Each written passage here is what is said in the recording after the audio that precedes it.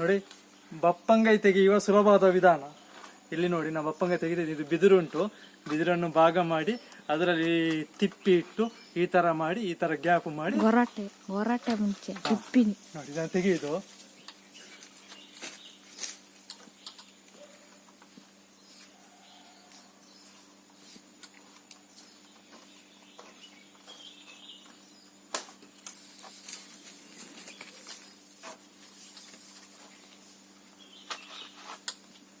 ಎಷ್ಟು ಚಂದ ಬಪ್ಪಂಗಾಯಿ ಬಂತು ನೋಡಿ. ಇಲ್ಲದಿದ್ರೆ ಕೆಳಗೆ ಬೀಳುವುದು, ಕೆಳಗೆ ಕ್ಯಾಚ್ ಇಡೋದು, ನಾವು ಬೀಳುದು, ಬಪ್ಪಂಗಾಯಿ ಬೀಳೋದು, ಬಪ್ಪಂಗಾಯಿ ಪರಿಚಯ ಆಗುವುದು ನೋಡಿ. ಇನ್ನೊಂದು ತೆಗಿತೀನಿ ನೋಡಿ.